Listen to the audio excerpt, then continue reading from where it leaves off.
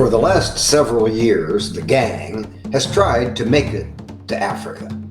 After postponements in 2021 and 2022, it appears the trip is finally a go. We are Africa-bound. Ernie, Olga, Ron, Patricia, Mid, and Cliff will board a flight bound for Durban, South Africa. Our travel journals will vary, but we can be assured that Patricia will be looking for the best camera angle. Ron, he'll be looking for a bench. Mid will be looking for just the right color. Cliff will be looking for the best composition. Ernie, with his long lens, will be looking for the long shot. And Olga, well, Olga will be looking for Ernie. All of us will shoot way more pictures than necessary. Departure from Tampa International will start the 33-hour ordeal. All three couples are flying, but probably different airlines. Transit points vary. London, Amsterdam, Paris, Doha, even direct. Who knows? But the flights will be long, from 24 to 40 hours. That's a long time to sit on an airplane, but we are excited to be in Africa. South Africa may never be the same. It only recently was freed of the horror of apartheid, yet it struggles with crime, unemployment, and poverty. But its beauty is uncontested. Our first port of call is Durban, South Africa's third largest city. When we arrive in Durban, we'll have 2 full days to recover before we start the great safari adventure. Our first port of call is Durban, South Africa's third largest city. When we arrive in Durban, we will have several days to recover from our long flight before we head to the Heritage Lodge for our safari. However, before we begin that adventure, we have plenty of time in Durban to experience some of the sights in the city by the sea. This group would never travel without some look at the food of the area. The best look for food of the area here is the Victoria Market. This expansive market is the oldest in South Africa. It opened in 1917 and was rebuilt in the 1970s after a fire. While many tourists visit, it is still used by locals. South Africa has a very diverse population, and the Victoria Market reflects that. Just about any kind of spice imaginable is available here. Durban today is an interesting mix of people. You can easily see the influence of British, Zulu, and Indians in the people, in this what is frequently thought of as Zululand area.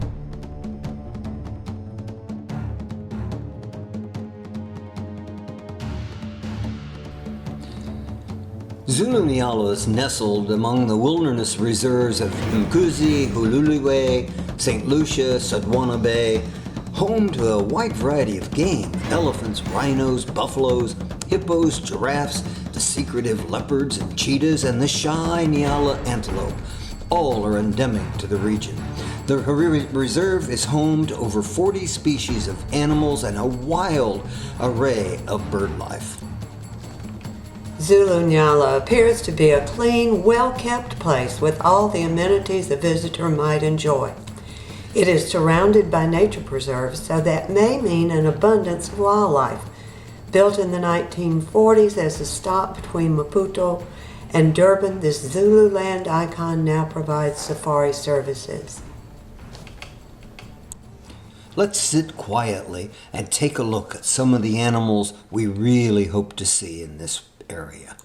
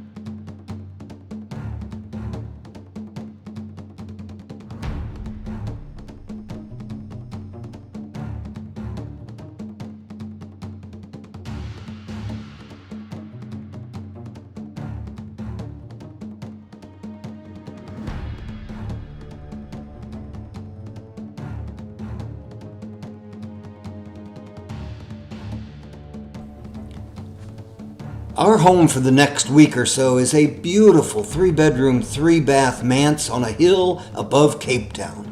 Sea Point, the neighborhood, looks out over Victoria and Albert waterfront, where the cruise ships dock. On clear days, visitors can look across the sparkling South Blue Atlantic Ocean and can spot Robben Island, where Nelson Mandela spent 27 years. A short drive down High Level Road takes the curious to Strand Street and the Cape Town City Center. The approach to our home away from home could be an arboretum. Lush greenery welcomes visitors and a high wall affords privacy. Buddha is seated at the front door for the spiritually inclined. Once inside this beautiful home, a warm living gathering area awaits. Multiple sofas, big screen TV, and a fireplace call out, "Your home, come relax." And I suspect there will be a lot of relaxation after busy days in the city. All of us in our group are cooks. Some might be classified as chefs. The kitchen is important. This one is small, but it'll be adequate for our limited needs, unless of course we decide to have a braai. That's from the Dutch word meaning to roast or barbecue. Hard to imagine more than this little gem would be needed. All the 3 bedrooms are large, and with 3 bedrooms and 3 baths, we shouldn't get in each other's way. All also feature outdoor exits to the beautiful gardens. When you step outside the doors, it takes you to another lush space, an inviting hot tub, multiple lounge areas, shady and sunny, provide a variety of spaces to relax after a busy day of sightseeing.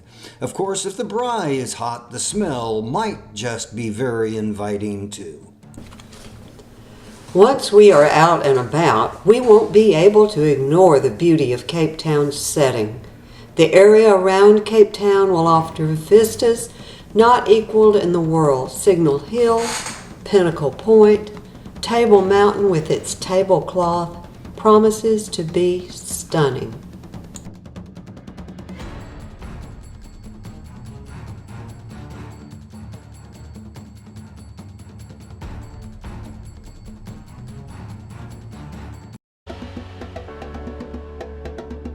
Bulgar was predominantly a Muslim area. When we became a democracy country, we became diversity. So now we have got black, white, pink, green, yellow, all types of people living, but we all get along quite well. We all respect each other. When the Dutch and the British brought the slaves to Africa, and the Val built these houses and he painted it all white. And the people that time got confused where the doctor lives, where the baker lives. If I want to go to the doctor, I walk in by the baker's house. So the doctor decided he's going to paint his door different colors so that the people can know where to go. And that is how it came. From a door it became to a hall, and from a hall it became the whole house. But we as residents, we choose our own colors, whatever color we want to paint. So it became purple and white. And now I'm known on Google as the lady by the purple house. South Africa has become quite respectable with its wine production, especially in the southern part of the country. Its history dates to 1659 when the first bottle was produced in Cape Town.